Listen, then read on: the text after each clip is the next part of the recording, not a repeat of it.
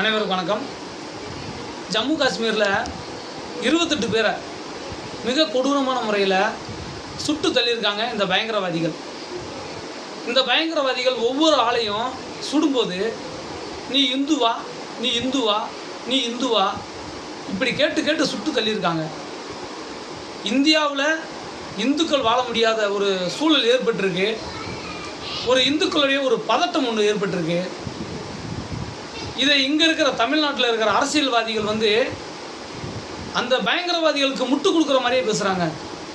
அண்ணன் திருமாவளவன் என்ன சொல்கிறாருன்னா, அமித்ஷா பதவி விலக வேண்டும் என்று. தமிழ்நாட்டில் கள்ளக்குறிச்சியில் 60க்கும் மேற்பட்டோர் கள்ளச்சாராயம் அறிந்து செத்தது எல்லாருமே உங்களுக்கெல்லாம் தெரிஞ்சது தான். அன்னைக்கு நீங்கள் போய் ஸ்டாலினை பதவி விலகுன்னு உங்களால் வாயில் திறந்து சொல்ல முடிந்ததா? அதே போல் வேங்கை வெயிலில் மலத்தை கலந்தாங்க தண்ணியில். அந்த பிரச்சனையில் நீங்கள் போய் ஸ்டாலினை போய் பதவி விலகுன்னு உன்னால் சொல்ல முடிஞ்சதா? இன்றைக்கி இந்தியாவுக்கு எல்லா கட்சிகளும் ஒன்றிணைஞ்சு அந்த பயங்கரவாதத்தை வேறு இருக்கணும், அந்த மாதிரி ஒரு சூழல் யாராவது பேசுவாங்கன்னு பார்த்தா இதுலேயும் அரசியல் பண்ணுறீங்களே. மிக கேவலமான ஒரு மனிதர்கள், உங்களை விட யாருமே கிடையாதுங்க. இந்த கொடூரமான கொலைக்கு ஒரு அமைப்பு பொறுப்பேற்றிருக்காங்க. நாங்கள் தான் கொலை செஞ்சோன்னு சொல்லி அந்த அமைப்பை வேரோடும் வேரோடி மண்ணோடும் பிடிங்கி எறிய வேணும். இல்லை என்றால் பிச்சைக்கார நாடு பாகிஸ்தான், பங்களாதேஷ் எல்லாம் நம்மளை பார்த்து கைகுட்டி சிரிப்பாங்க. இதுக்கு இரும்பு கரம் கொண்டு அடக்க வேண்டும் மத்திய கவர்மெண்ட்டு. அதாவது மோடிஜி, அமித்ஷாஜி இவங்கெல்லாம் நல்லா யோசனை பண்ணி இனிமேல் இந்துக்கள் மேலே ஒரு அடி விழுந்தாலும் தமக்கு பெரிய பாதிப்பு இருக்குன்னு அவங்க நினைக்கணும். பாகிஸ்தான், பங்களாதேஷ் மட்டும் இல்லாமல் எல்லா பயங்கரவாத அமைப்புகளும் நடுங்கணும். பயங்கரவாதிக்கு ஒரு எதிர்ப்பு தெரிவித்து ஒரு கருத்து உங்களால் பதிவிட முடியலைன்னா நீங்களாம் என் கட்சி நடத்தணும். ஏன் அந்த பயங்கரவாதிக்கு தானே நீங்கள் எதிர்ப்பு தெரிவிக்க போகிறீங்க? இங்கே இருக்கிற சிறுபான்மையான மக்களுக்கு ஏன் பாதிப்பு ஏற்படும் நினைக்கிறீங்க?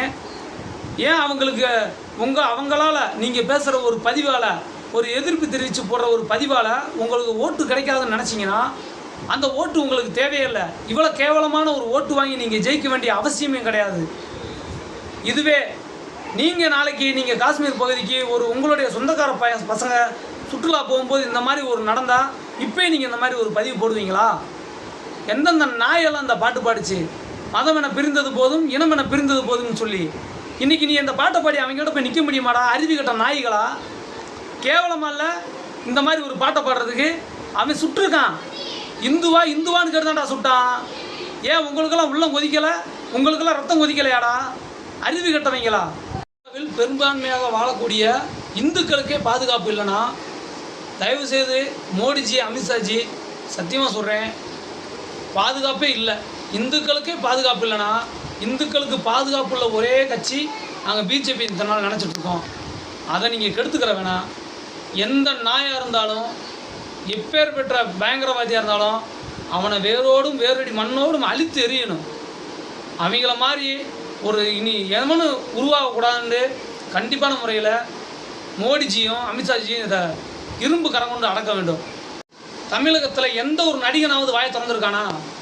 இந்த பிரகாஷ்ராஜ் நாய், இந்த சத்யராஜ் நாய், தேவையில்லாத விஷயத்துக்கெல்லாம் மூக்கு நுழைச்ச நாய்க இன்னைக்கு ஆந்திரா நடிகர் தேவர்கொண்டா, விஜய் தேவர்கொண்டா ஒரு நடிகர் பதிவு போடுறான். அந்த பயங்கரவாதத்தை எதிர்த்து பதிவு போடுறான்.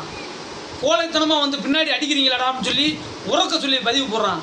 இங்கே தமிழ்நாட்டில் எந்த நாயாவது வாய் திறக்குதா? கேவலப்பட்ட நாய்கடா. இங்கே இருக்க ஃபுல்லாக கேவலமான நாய்கள். இந்த பயங்கரவாத தாக்குதலுக்கு தேனி மாவட்ட இந்து எழுச்சி முன்னணி வன்மையான கண்டனங்களை பதிவு செய்கிறது. நன்றி, வணக்கம்.